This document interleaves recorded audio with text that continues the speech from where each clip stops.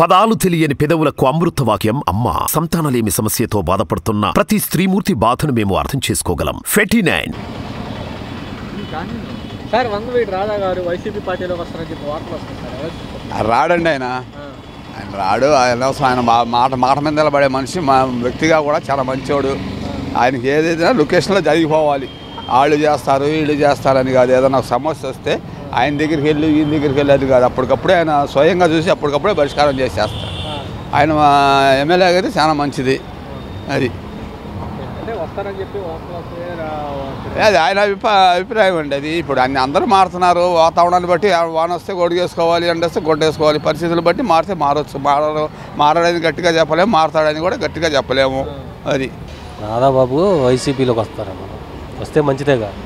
ఎలా ఉండిపోతుంటారు అంటే తూర్పుగోదావరి జిల్లాలో ముద్రగడ పద్మనాభం గారు, అలాగే ఇప్పుడు కృష్ణా జిల్లాలో వంగవీటి రాధా గారు వస్తున్నారు. ఈ పార్టీకి ఎలా ఉండిపోతుంటారు? రాధా గారు వస్తే మొత్తం ఓట్లు మాత్రం బాగానే పడతాయి కృష్ణాంగలో. అది పరిస్థితి బాగా. గతంలో టీడీపీలో ఉంటాం. ఇప్పుడు రాజకీయ నాయకులు పార్టీలు మారటం మామూలే కదా. అది దాని గురించి ఆయన అక్కడ ఉంటే జనాలు అక్కడే ఉంటారు. పార్టీతో సంబంధం లేదు, మనిషిని బట్టి వేస్తారు. అంటే గతంలో కూడా అంటే రంగా గారిని అంటే చాలా మంది టీడీపీని విడతం జరుగుతున్నాను. ఎందుకని అంటారు? రాజకీయ భవిష్యత్తు గురించి తెలుసుకోవాలంటే చాలా కష్టం. అది నాకు కూడా చాలా తక్కువగా ఉంది. ఎక్కువగా తెలియదు రాజకీయం గురించి చెప్పాలంటే.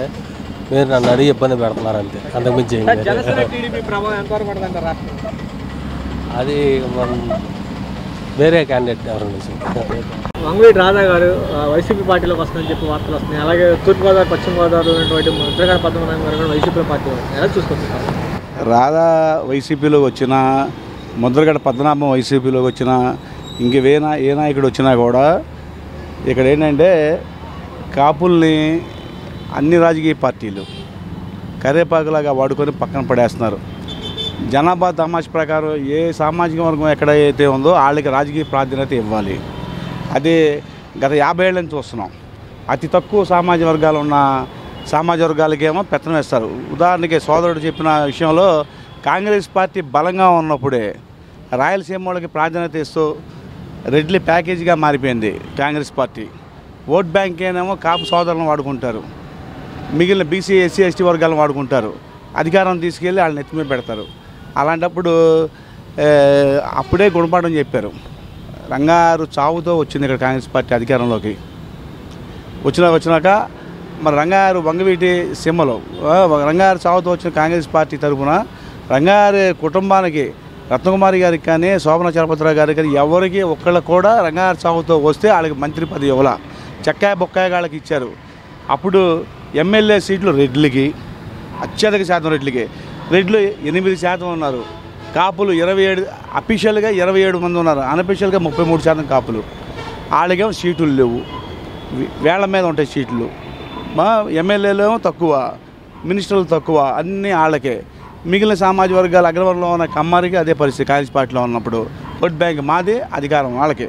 కాబట్టి అప్పుడే రంగారు సాగుతూ వచ్చినప్పుడు అధికారం ఇస్తే వాళ్ళు మొండి చేయి చూపించారు. కాబట్టి నెక్స్ట్ ఎలక్షన్లో వాళ్ళకి వీళ్ళు మొండి చేయి చూపించారు కాపు సమాజ వర్గాలు. అలాగే ఇప్పుడు కాదు, ఈ కాంగ్రెస్ పార్టీ కాదు, లేకపోతే వైసీపీ కాదు, టీడీపీ కాదు, బీజేపీ అయినా సరే, జాతీయ పార్టీలైనా లోకల్ పార్టీలైనా ఉన్న 170 సీట్లలో దాదాపు 80 సీట్లు కాపు సమాజ వర్గాలకి ఏ రాజకీయ పార్టీ అయితే ఇస్తుందో ఆ రాజకీయ పార్టీ అధికారంలోకి వస్తుంది.